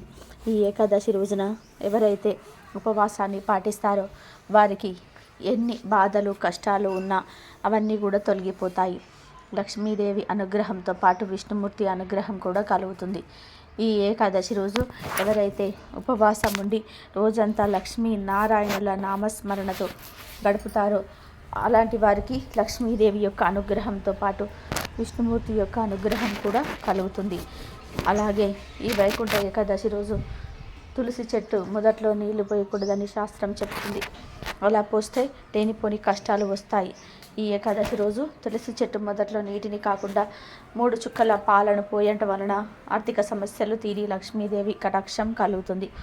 ఎందుకంటే ఈరోజు లక్ష్మీదేవి కూడా ఉపవాసాన్ని పాటిస్తుంది. అందుకే లక్ష్మీ స్వరూపమైన తులసి చెట్టు మొదట్లో ఈరోజు 3 చుక్కల పాలను పోయాలి. అదే విధంగా ఈ ఏకాదశి రోజు తప్పనిసరిగా ఒక్కసారైనా సరే ఇంట్లో శంఖాన్ని ఊదాలి. శంకు శబ్దం ఎక్కడ ఉంటుందో అక్కడ లక్ష్మీ నారాయణులు ఉంటారని శాస్త్రాలు చెప్తూ ఉన్నాయి. కనుక ఈరోజు ఒక్కసారైనా సరే ఇంట్లో శంఖాన్ని ఊదండి. ఒకవేళ మీ దగ్గర శంఖం లేకపోతే ఏకాదశి లోపు ఒక శంఖాన్ని తెచ్చుకొని పూజ గదిలో పెట్టుకోండి. ఏకాదశి రోజు ఆ శంఖాన్ని ఒక్కసారి ఊదండి, శుభాలను పొందుతారు. వైకుంఠ ఏకాదశి రోజు ఒక 2 వస్తువులను కొని ఇంటికి తెచ్చుకుంటే చాలు, మీ జాతకం మారిపోతుంది. మీకు ఉండే కష్టాలు పోయి వద్దన్న ధనం దొసుకు వస్తుందని శాస్త్రాలు చెప్తున్నాయి. మరి ఆ వస్తువులో మొదటి వస్తువు ఏమిటంటే ఉప్పు, గల్లులుప్పు. మీరు అనుకోవచ్చు, ఎప్పుడు రాళ్ళ ఉప్పు గురించి చెప్తారు, రాళ్ళ ఉప్పుకు అంతటి శక్తి ఉంటుందా అని అనుకోవచ్చు. కానీ ఇది నిజం. రాళ్ళ ఉప్పుకు 100% శక్తి ఉంటుంది. రాళ్ళ ఉప్పు సముద్రం నుండి వస్తుంది. సముద్రం అంటే లక్ష్మీదేవి పుట్టినీళ్ళు. ఈ విషయం అందరికీ తెలుసు. అందుకే ఉప్పుకు లక్ష్మీదేవికి చాలా దగ్గర సంబంధం ఉంది. ఉప్పు ముఖ్యంగా ఈ ఏకాదశి రోజు ఒక గల్లులుప్పు ప్యాకెట్ని కొని ఇంటికి తెచ్చుకుంటే చాలా మంచిది. చాలా అద్భుతమైన ఫలితాలు చూడగలుగుతారు. ఈరోజు ఉప్పును కొని ఇంటికి తెచ్చుకుంటే బిచ్చగాడు సైతం కుబేరుడిగా మారిపోతాడు. ఎందుకంటే ఉప్పుకు అంతటి పవర్ ఉంటుంది. ఉప్పుతో చేసే పరిహారాలకు కూడా అంతే శక్తి ఉంటుంది. కాబట్టి ఖచ్చితంగా ఈరోజు ఒక 20 రూపాయలు పెట్టి ఉప్పు ప్యాకెట్ను కొని తెచ్చుకోండి. రాళ్ళ ఉప్పు, గల్లులుప్పు, దొడ్డుప్పు, రాక్ సాల్ట్ అని రకరకాలుగా పిలుస్తూ ఉంటారు కదా, ఆ ఉప్పును తెచ్చుకోండి. మీ ఇంట్లో ఆల్రెడీ ఉన్నా పర్వాలేదు. ఈరోజు చిన్న ఉప్పు ప్యాకెట్నైనా సరే తెచ్చుకోండి. తెచ్చుకున్న ఉప్పును వంటగదిలో పెట్టుకొని వంటల్లో వాడుకోవచ్చు, లేదా పరిహారాలకు వాడుకోవచ్చు.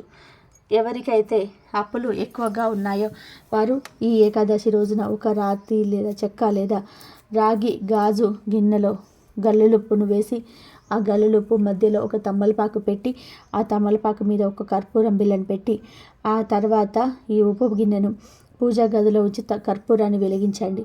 ఆ కర్పూరానికి ఒక నమస్కారం చేసుకోండి. ఇలా చేయడం వల్ల మీకు ఉన్న అప్పుల బాధలు తీరిపోతాయి, ధన సమస్యలు పోతాయి, మీ సంపాదన పెరుగుతుంది. 4 వైపుల నుండి ధనం ఆకర్షింపబడుతుంది. సంపాదన 10 రెట్లు పెరుగుతుంది. మీ జీవితం మారుతుంది. అప్పులు తీరిపోతాయి. మీరు మళ్ళీ అప్పులు చేయకుండా ఉంటారు. చిన్న గిన్నెలో ఉప్పు వేసి ఆ ఉప్పు మీద తమలపాకును పెట్టి తమలపాకు మీద కర్పూరం బిళ్ళ పెట్టి వెలిగించండి. కర్పూరం వెలిగేటప్పుడు మాకున్న అప్పులు తీరాలి, ధనం కలిసి రావాలని సంకల్పం చెప్పుకోండి. ఇలా చేస్తే సంపాదన పెరుగుతుంది, అప్పులు తీరే యోగాలు వస్తాయి. ఇలా పూజ గదిలో పెట్టిన ఉప్పును తమలపాకును మరునాడు అంటే 24 గంటల తర్వాత తీసి ఎవరు తిరగని చోట పాతి పెట్టేయండి. ఈ చిన్న పరిహారం చేయటం వలన దరిద్ర బాధలు పోతాయి, ఇబ్బందులు పోతాయి, సంతోషంగా ఉండగలుగుతారు. ఇలా ఉప్పును తెచ్చుకొని వంటల్లో వాడుకున్న లేదా ఈ పరిహారం చేసిన 33 కోట్ల మంది దేవతల అనుగ్రహం కలుగుతుంది. లక్ష్మీనారాయణుల అనుగ్రహం కలుగుతుంది. ధనం వద్దన్న వస్తుంది. జాతక దోషాలన్నీ పోతాయి. మీ జాతకం అద్భుతంగా మారిపోతుంది. ఇక రెండవ వస్తువు ఏమిటంటే లక్ష్మీ గవ్వలు.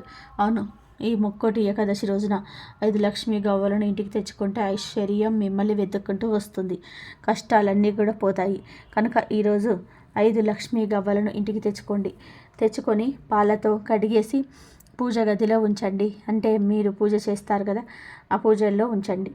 పూజ అయిపోయిన తర్వాత ఆ గవ్వలను తీసేసి మీరు ధనం దాచే బీరువాలో కానీ వ్యాపారం చేసే వారైతే గల్లాపెట్టెలో కానీ పెట్టుకోండి. లేదు ఆల్రెడీ మా దగ్గర గవ్వలు ఉన్నాయి అనుకునేవారు ఆ గవ్వలనే పాలతో కానీ నీళ్ళతో కానీ కడిగి పూజలో పెట్టి ఆ తర్వాత ధనం దాచే చోట పెట్టుకోండి.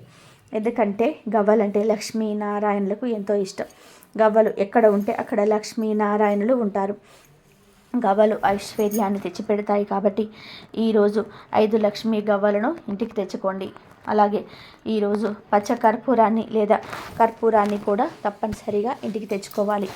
పచ్చ కర్పూరం అంటే విష్ణుమూర్తికి ఎంతో ఇష్టం. కాబట్టి ఈరోజు చక్కగా ఒక 50 రూపాయలు పెట్టి పచ్చ కర్పూరం తెచ్చుకోండి. ఇలా ఏకాదశి రోజు ఇంటికి పచ్చకర్పూరం తెచ్చుకుంటే ముక్కోటి దేవతల అనుగ్రహం లభిస్తుంది. అంతేకాదు చాలామంది జాతక దోషాల వలన అనేక సమస్యలను ఎదుర్కొంటూ ఉంటారు. జాతకంలో దోషాలు ఉంటే ఇంట్లో పెళ్ళిళ్ళు జరగవు, అనుకున్న పనులు జరగవు, చివరికి క్షణంలో ఆగిపోతుంటాయి. ఇలా జాతక దోషాలు ఉన్నవారు ఈ ఏకాదశి రోజు పచ్చకర్పూరాన్ని కొని ఇంటికి తెచ్చుకుంటే ఆ జాతక దోషాలు తొలగిపోతాయి, జాతకం మారిపోతుంది. కనుక ఈరోజు పచ్చకర్పూరాన్ని కొని ఇంటికి తెచ్చుకోండి. తర్వాత ఆ పచ్చకర్పూరంతో స్వామివారికి హారతి ఇవ్వండి. ప్రసాదంలో కూడా పచ్చకర్పూరాన్ని వేయండి. చిన్న గ్లాసులో మంచినీళ్ళు తీసుకొని ఆ నీటిలో చిటికెడు పచ్చకర్పూరం పొడిని కలిపి ఆ కర్పూరం నీటిని పూజ గదిలో అన్ని మూలల్లో కూడా చిలకరించండి.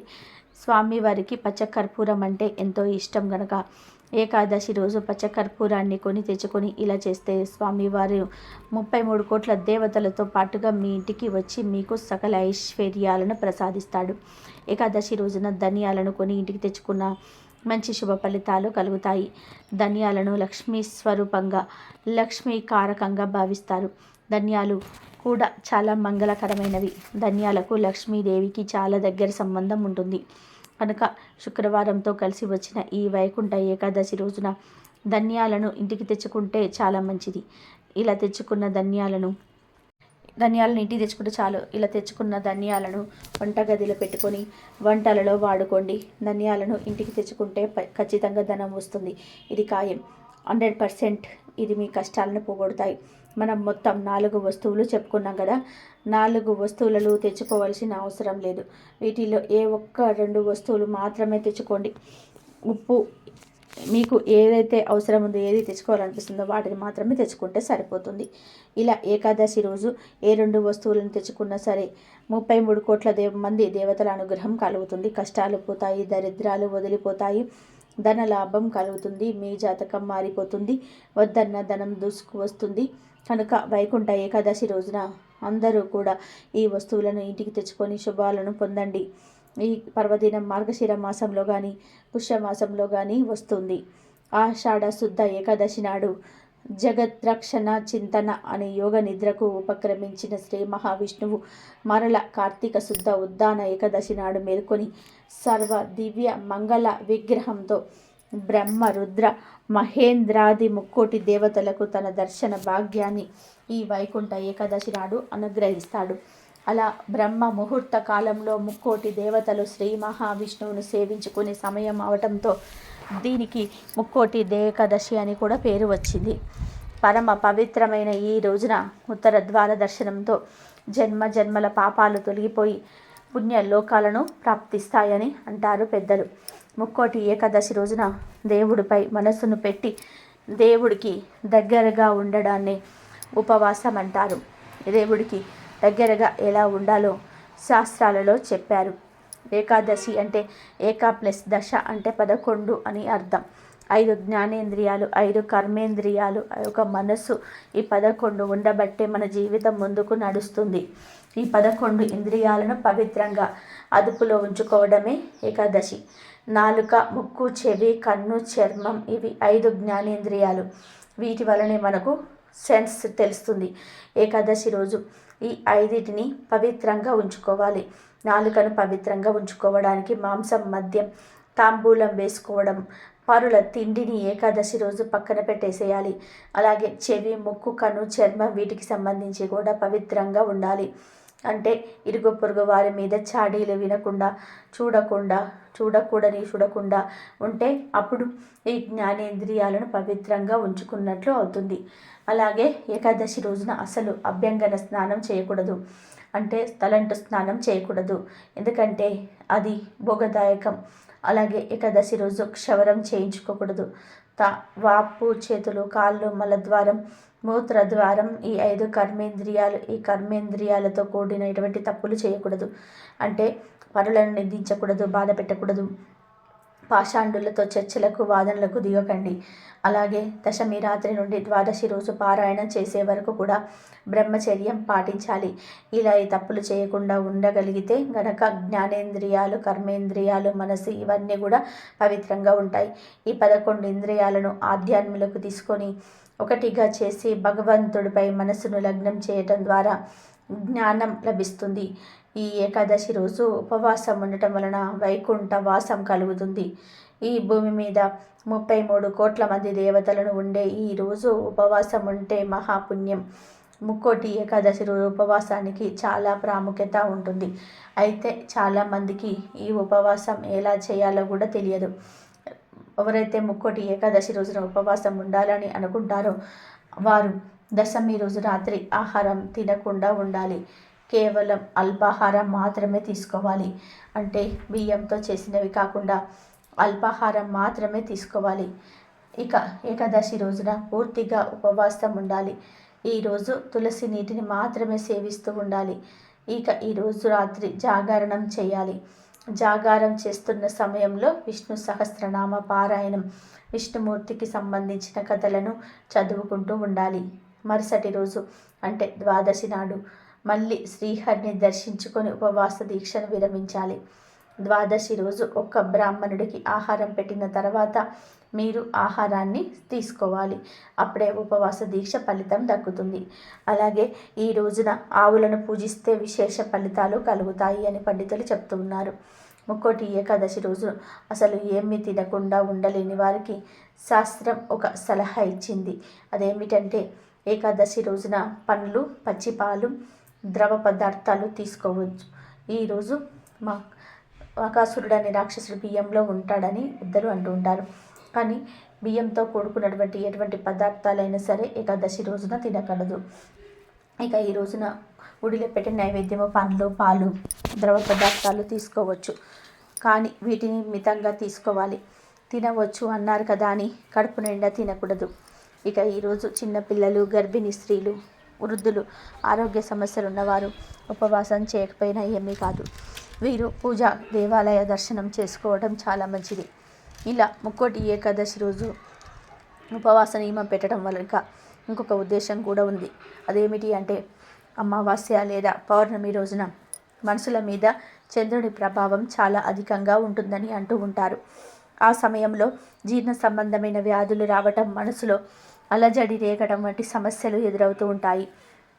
ఏకాదశి రోజున ఉపవాసంను జాగరణ పాటించటం ద్వారా శరీరం, మనస్సు రాబోయే సమస్యలను ఎదుర్కోవడానికి సిద్ధంగా ఉంటుంది. ఇక ఈ సమయంలో భగవంతుడి మీద మనసు లగ్నం చేస్తే పుణ్యం దక్కుతుంది. కాబట్టి ఈ ముక్కోటి ఏకాదశి రోజున ఉపవాసం జాగరణ చేసి శ్రీకరిని పూజించడం వల్ల, అలాగే ఏకాదశి నాడు ఉపవాసం ఉండేవారు దశమి రోజు రాత్రిన పండ్లు కానీ టిఫిన్ కానీ తిని పడుకోవాలి. ఆ తర్వాత ఏకాదశి రోజున కేవలం తులసి నీళ్ళను మాత్రమే తీసుకోవాలి. పూర్తిగా ఉపవాసం చేయలేని వారు మాత్రమే పండ్లు, పాలు తీసుకోవాలి. అవి మితంగానే తీసుకోవాలి.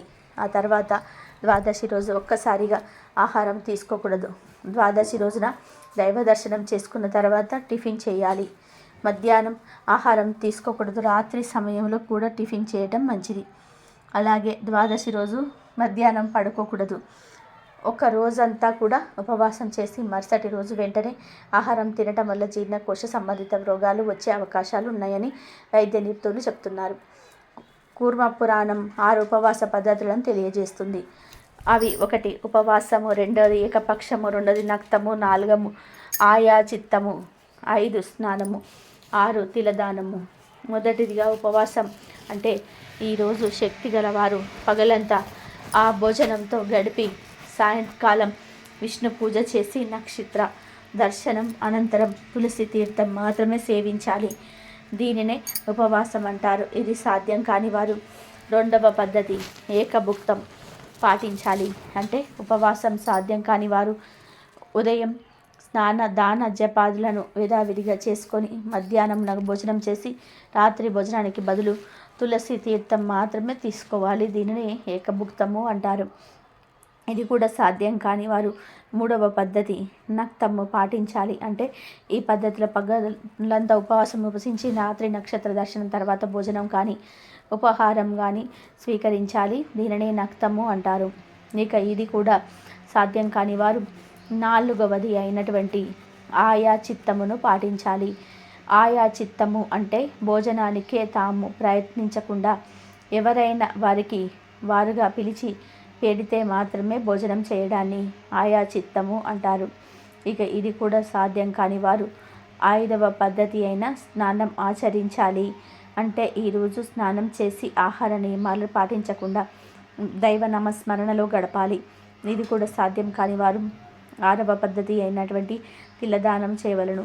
అంటే మంత్ర జప విధులు కూడా తెలియని వారు ఈరోజు నువ్వులను ఒక సద్బ్రాహ్మణుడికి దానం చేసినా సరిపోతుంది. దీనినే తిలదానము అంటారు. ఈ 6 పద్ధతులలో ఈరోజు ఏ పద్ధతిని కూడా ఆచరించకుండా ఉంటే వారు 8 యుగాల పాటు కుంభి పాక రౌరవాది నరకాలను పొందుతారని పురాణాలు చెప్తూ ఉన్నాయి. ఈ ముక్కోటి ఏకాదశి అనేది అతిపెద్ద ఏకాదశి, చాలా మంచి ఏకాదశి. మేము సంవత్సరంలో ఏ ఏకాదశి నాడు కూడా పూజ చేయలేదు, ఉపవాసం ఉండలేదు, ఏకాదశి వ్రతం చేయలేదు అని చాలామంది బాధపడిపోతూ ఉంటారు. అలాంటి వారికి ఏకాదశి ఒక వరం. మీరు ఈ ఒక్క ఏకాదశి నాడు ఆచరిస్తే సంవత్సరంలో మిగిలిన 23 ఏకాదశులను ఆచరించిన ఫలితం వస్తుంది.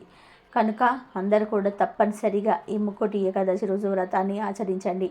ఈరోజు ఉదయాన్నే చక్కగా లేచి స్నానం చేసుకొని శుచిగా ఉండే దుస్తులను ధరించి ఆలయానికి వెళ్ళండి. వైకుంఠ ద్వార దర్శనం చేసుకోండి. కుదిరిన వారు ఈ రోజంతా ఉపవాసం ఉండండి. లేదండి మేము ఉపవాసం ఉండలేము అనుకునేవారు శుభ్రంగా అన్నం తినేయండి.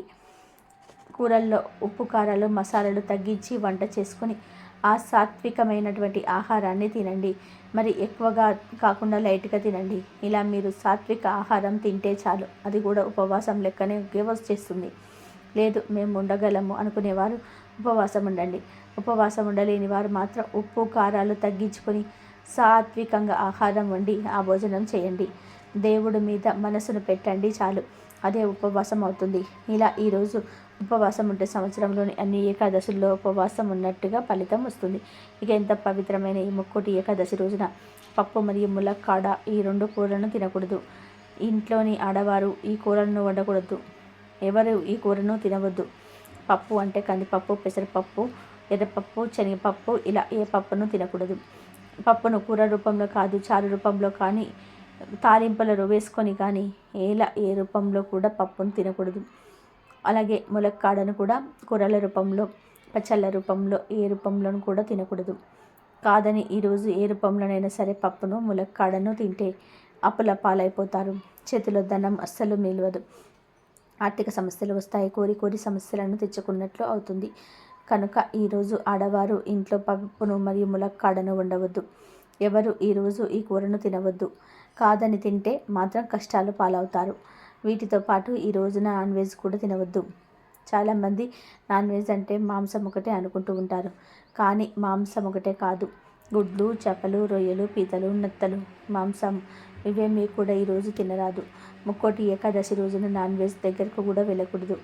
కూరల రూపంలోనే కాదు, బిర్యానీ రూపంలో, పకోడీ రూపంలో, పచ్చళ్ళ రూపంలో, ఫ్రైడ్ రైస్ రూపంలో, బజ్జీల రూపంలో, మంచూరియా రూపంలో, ఇలా ఏ రూపంలో కూడా నాన్ వెజ్ తినకూడదు. ఎట్టి పరిస్థితుల్లో కూడా ఈరోజు నాన్ వెజ్ తినకూడదు. సాయంత్రం అవగానే చాలామంది నూడిల్స్ వాళ్ళ దగ్గరికి వెళ్ళి ఏదో ఒకటి తినేస్తూ ఉంటారు. కానీ గుర్తుపెట్టుకోండి, ఈరోజు ఎగ్ లేదా చికెన్ కలిపిన noodles, fried rice, manchuria, momos, pakodis, biryanis ఇలాంటివి ఏవి కూడా తినవద్దు. మీకు అంతగా తినాలనిపిస్తే వెజ్ ఐటమ్స్ తినండి. అంటే వెజ్ బిర్యానీలు, veg manchurias, veg noodles, veg fried rice, veg బజ్జీలు ఇలాంటివి శాకాహారం తినండి. నిజానికి ఈ ఒక్కరోజు బయట ఫుడ్ తినకుండా ఉంటేనే మంచిది. ఇలా ఈరోజు ఏ రూపంలోనూ ముక్కోటి ఏకాదశి రోజు నాన్ వెజ్ తినకూడదని శాస్త్రాల్లో ఉంది. ఈరోజు తెలిసి కానీ తెలియక కానీ నాన్ వెజ్ తింటే నరకానికి పోతారని పురాణాలు చెప్తూ ఉన్నాయి. అంతేకాదు ఈరోజు మాంసాహారం తింటే 33 కోట్ల దేవతల కోపానికి, శాపానికి గురి అవుతారు. ఈరోజు నాన్ వెజ్ తింటే 7 జన్మల దరిద్రం పడుతుంది, నరకానికి పోతారు, కడుపులో సమస్యలు వస్తాయి, కోరి కష్టాలను తెచ్చుకున్నట్టుగా అవుతుంది, మహా పాపం తగులుతుంది. కనుక ఈరోజు ఎవరు నాన్ వెజ్ తినవద్దు. పప్పు, ములక్కాడ, నాన్ వెజ్ ఈ 3 కూరలను ముక్కోటి ఏకాదశి రోజు తినరాదు. కాదని తింటే మాత్రం దరిద్రం పడుతుంది, చేతిలోని ధనమంతా కూడా పోతుంది, అప్పుల పాలైపోతారు, నరకానికి పోతారు, మహాపాపం తగులుతుంది. ఫ్యూచర్లో అనేక రకాల సమస్యలను ఎదుర్కోవాల్సి వస్తుంది, కోరి కష్టాలను తెచ్చుకున్నట్టుగా అవుతుంది, సకల దేవతల ఆగ్రహానికి గురి అవుతారు, 7 జన్మల దరిద్రం పడుతుంది, చేతిలో పైసా కూడా మిగలదు, రోగాలు వస్తాయి. కనుక ఈ ముక్కోటి ఏకాదశి రోజున ఎవరు కూడా ఈ కూరలు తినకుండా జాగ్రత్తగా ఉండండి. అలాగే ఈరోజు ఉపవాసం ఉన్నవారు తప్పనిసరిగా జిలేబీ తినాలి. ఈ విషయం చాలామంది పెద్దవారికి తెలుసు. ముక్కోటి ఏకాదశి రోజు జిలేబీ తింటే సకల శుభాలు కలుగుతాయి. శ్రీ మహావిష్ణువు ఆశీస్సులు కలుగుతాయి. ఎందుకంటే జిలేబీ శ్రీ మహావిష్ణువు యొక్క సుదర్శన చక్రం ఆకారంలో ఉంటుంది. పైగా పండుగ పూట తీపి తినాలి అనే ముఖ్య ఉద్దేశంతో చాలామంది చాలా ప్రయత్నాలలో ముక్కోటి ఏకాదశి రోజున జిలేబీని తింటూ ఉంటారు. ఈరోజు ఉపవాసం ఉన్నా లేకపోయినా జిలేబీని తప్పనిసరిగా తినండి. ఇక ఈ ముక్కోటి ఏకాదశి రోజు బియ్యం డబ్బాలో దీనిని పెడితే చాలు, కూర్చొని తిన్న తరగని ఆస్తి వస్తుందని శాస్త్రాల్లో చెప్పబడుతున్నాయి. ప్రతి ఒక్కరి ఇంట్లో బియ్యం డబ్బా ఉంటుంది. బియ్యం డబ్బాలో బియ్యాన్ని స్టోర్ చేసి ఉంచుతాము. కొందరు సంవత్సరానికి ఒక్కసారి బియ్యాన్ని తెచ్చి స్టోర్ చేసి పెట్టుకుంటూ ఉంటారు. ఇంకొందరు నెలకొకసారి తెచ్చి పెట్టుకుంటూ ఉంటారు. మరి వారానికి ఒకసారైనా 4 కేజీలు లేదా 5 కేజీల బియ్యం కూడా కొన్ని తెచ్చుకుంటూ ఉంటారు. మరి బియ్యాన్ని మనం అన్నపూర్ణాదేవి స్వరూపంగా ఒక దేవతలాగా పవిత్రంగా చూసుకోవాలి. ఎందుకంటే మనం బియ్యంలో తేకుండా బ్రతకలేం కనుక బియ్యానికి కూడా రెస్పెక్ట్ ఇవ్వాలి. బియ్యాన్ని ఎప్పుడు నేల మీద వంపకూడదు. ఒకవేళ అనుకోకుండా ఒలికిన చేతితో ఎత్తాలి కానీ చీపురుతో తుడవకూడదు. మన పూర్వం రోజులలో అందరూ ఎవరికి వారే బియ్యం పండించుకునేవారు. పంట చేతికి వచ్చాక బియ్యం వచ్చిన తర్వాత బియ్యంలో కొంత భాగాన్ని దేవాలయాలకు ఇచ్చేవారు. లేదా కొన్ని బియ్యం తీసి ముందే ఏదైనా తీపి పదార్థం వండి అందరికీ పంచిపెట్టేవారు. ఇప్పటికీ కూడా చాలామంది కూడా రైతులు బియ్యం చేతికి రాగానే కొత్త బియ్యాన్ని గుడిలో కానీ లేదా పేదవారికి కానీ ఇస్తూ ఉన్నారు. కొత్త బియ్యంతో తీపి పదార్థం వండి అందరికీ పంచుతూ ఉన్నారు. ఇలా చేస్తే భగవంతుడి అనుగ్రహం కలుగుతుంది. ఇక పంటలేమి పండించని వారు ఖచ్చితంగా బియ్యాన్ని నెలకొకసారి కొని తెచ్చుకునేవారు. ఏం చేయాలి అంటే బియ్యం కొని ఇంటికి తేగానే ఆ బియ్యంలో ఒక చిన్న గ్లాస్ బియ్యం తీసి ఏదైనా ఒక తీపి పదార్థం చేసి దేవుడికి నివేదించి ఆ ప్రసాదాన్ని మీ ఇంటి చుట్టుప్రక్కల ఉండే చిన్న పిల్లలకు పంచి మీరు కూడా తింటే మంచిది. ఈ బియ్యాన్ని తెచ్చుకున్నప్పుడు ఈ చిన్న పని చేయడం వలన మహాపుణ్యం వస్తుంది. ఇక ముక్కోటి ఏకాదశి రోజు బియ్యం డబ్బాలో ఏం చేయాలనే విషయానికి వస్తే చాలామంది బియ్యాన్ని స్టీల్ డబ్బాలోనే స్టోర్ చేస్తూ ఉంటారు. మీరు స్టీల్ డబ్బాలో స్టోర్ చేసినా లేదా ఏ ఇతర లోహంతో చేసిన డబ్బాలో స్టోర్ చేసుకున్నా కూడా ఆ డబ్బాలో ఈ మూటను వేయండి. ముందు ఒక పసుపు రంగులో ఉండే వస్త్రాన్ని తీసుకోండి. ఆ వస్త్రంలో 4 ఎండుమిరపకాయలు వేయండి. అలాగే ఒక వెల్లుల్లిపాయను కూడా వేయండి. అంటే వెల్లుల్లిపాయల రెబ్బ తీసి కాకుండా మొత్తం వెల్లుల్లిపాయనే వేసేయండి. వీటితో పాటు 11 రూపాయల చిల్లరను వేయండి. అంటే రూపాయి, 2 రూపాయలు, 5 రూపాయలు, 10 రూపాయలు ఇలా ఏ కాంబినేషన్స్నైనా సరే వేయవచ్చు. 11 రూపాయలు వేయండి. తర్వాత ఈ ఎండుమిరపకాయలను, వెల్లుల్లిపాయలను, 11 రూపాయల నాణాలను కలిపి చిన్న మూటలాగా కట్టేయండి. ఈ మూటను తీసుకొని వెళ్ళి మీ బియ్యం డబ్బాలో వేయండి. ఆ బియ్యంలో చిన్న గొయ్యిలాగా తీసి కప్పేయండి. ముక్కోటి ఏకాదశి రోజున ఉదయం లేచినప్పటి నుండి రాత్రి 11 లోపు ఎప్పుడైనా సరే ఈ పరిహారాన్ని చేసుకోవచ్చు. ఇలా చేయటం వలన ధనలాభం కలుగుతుంది. తరతరాలకు తరగని ఐశ్వర్యం వస్తుంది. సంవత్సరం అంతా కూడా ధనధాన్యాలతో లోటు రాకుండా ఉంటుంది. లక్ష్మీ అనుగ్రహం కలుగుతుంది. అంతేకాదు కొందరు ఎంత కష్టపడి వంట చేసినా రుచి పచి లేకుండా ఉంటుంది. అలాంటి వారు ఈ పరిహారం చేసుకుంటే మీ వంటల్లో రుచి కూడా పెరుగుతుంది. దరిద్ర దేవత దృష్టి పడకుండా ఉంటుంది. ఇలా బియ్యం డబ్బాలో పెట్టిన మూటను 6 నెలల వరకు తీయవలసిన పని లేదు. ఒకవేళ బియ్యం నిండుకున్నాక ఈ మూటను మాత్రం అలాగే బియ్యం డబ్బాలో ఉంచేసి మళ్ళీ బియ్యం పోసుకోవచ్చు. 6 నెలల తర్వాత ఈ మూటను తీసి దానిలోని 11 రూపాయలను ఎవరికైనా సరే దానంగా ఇచ్చేసి ఎండుమిరపకాయలను, వస్త్రాన్ని, వెల్లుల్లిపాయలను తీసి ఏదైనా చెట్టు మొదట్లో పడేయండి. ఈ పరిహారాన్ని ప్రతి సంవత్సరం ముక్కోటి ఏకాదశి రోజు చేసుకోవచ్చు. ఈ చిన్న పరిహారం వలన చాలా అద్భుతాలు జరుగుతాయి. ధన సమస్యలన్నీ కూడా పోతాయి. ధన లాభం కలుగుతుంది. తరతరాలకు తరగని ఐశ్వర్యం వస్తుంది. కాబట్టి అందరూ కూడా ఈ ముక్కోటి ఏకాదశి రోజు బియ్యం డబ్బాలో ఇది వేసి శుభ ఫలితాలను పొంది సంతోషంగా జీవించండి. చాలామంది బియ్యం విషయంలో చాలా అశ్రద్ధను చేస్తూ ఉంటారు. బియ్యాన్ని ఎక్కువగా వండి ఆ వండిన అన్నాన్ని వృధా చేస్తూ ఉంటారు. అలా పొరపాటున కూడా చేయకూడదు. కాదని అలా అన్నాన్ని వృధా చేస్తే అన్నపూర్ణాదేవి యొక్క ఆగ్రహానికి గురి కావాల్సి వస్తుంది. ఆ దేవికి ఆగ్రహం వస్తే ఇంట్లో ఒక్క మెతుకు కూడా మిగలదు. బియ్యానికి మరియు ధనానికి చాలా కరువు వస్తుంది. మన ఇంటి బియ్యంలో అన్నపూర్ణాదేవి, లక్ష్మీదేవి ఇద్దరు కూడా కొలువై ఉంటారు. వారి అనుగ్రహంతో మన కడుపు నిండా తినాలి అన్న, మనకు నచ్చిన జీవితాన్ని అనుభవించాలి అన్న సాధ్యమవుతుంది. వారి ఇద్దరి అనుగ్రహం ఎల్లవేళలా మనపై ఉండాలి అంటే తప్పకుండా బియ్యం విషయంలో ఈ నియమాలను పాటించాలి. బియ్యాన్ని కాలి కింద వేసి పొరపాటున కూడా తొక్కకూడదు. ముఖ్యంగా బియ్యం డబ్బాలో ఎప్పుడు కూడా బియ్యం నిండుగా ఉండాలి. బియ్యం అయిపోయే వరకు కూడా చూడకూడదు. బియ్యం డబ్బాలో పరిశుభ్రంగా ఉండాలి. బియ్యం డబ్బా చుట్టూ కూడా చాలా శుభ్రంగా ఉండాలి. డస్ట్ వంటిది లేకుండా చూసుకోవాలి. బియ్యాన్ని ఎప్పుడు పవిత్రంగా భావించాలి. ప్రతినిత్యము బియ్యం కడిగే సమయంలో శివ పార్వతులను తలుసుకోవాలి. మీరు ప్రతిరోజు కూడా ఒక గుప్పెడు బియ్యాన్ని తీసి పక్కన పెట్టి మీరు ఓం నమ శివాయ అనుకొని ఆ పక్కనే పెట్టిన బియ్యాన్ని ఒక నెల రోజుల తర్వాత ఎవరికైనా దానంగా ఇస్తే నెల రోజుల పాటు అన్నదానం చేసినంత పుణ్యం కలుగుతుంది. ఇక బియ్యం అనేది చాలా పవిత్రమైనటువంటి కనుక బియ్యం డ్రమ్ములను, బియ్యం బస్తాలను ఎప్పుడు కూడా నైరుతి దిక్కులో పెట్టుకోవాలి.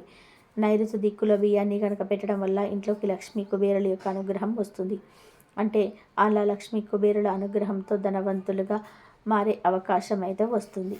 కనుక బియ్యం విషయంలో ఈ నియమాలను తప్పకుండా పాటించండి. అలాగే బియ్యం డబ్బాలో ఇది వేసి ధనానికి, ధాన్యానికి లోటు లేకుండా ఆనందంగా, ఆరోగ్యంగా జీవించండి. ఈ వీడియో నచ్చితే లైక్ చేయండి, షేర్ చేయండి, బట్ సబ్స్క్రైబ్ చేసుకోవడం మర్చిపోవద్దు. కాబట్టి ఈ విధంగా రేపు మాత్రం పప్పు తినకుండా ఉండండి, ములక్కాయ తినకుండా ఉండండి. ఈ పప్పు ములక్కాయలను తింటే మీకు కష్టాలు పాలవుతారు. నాన్ వెజ్ కూడా తినవద్దు. చాలామంది నాన్ వెజ్ అంటే మాంసం ఒకటే అనుకుంటారు. కానీ మాంసం ఒకటే కాదు, గుడ్లు, చేపలు ఇవన్నీ కూడా ఉంటాయి కాబట్టి తినకూడదు.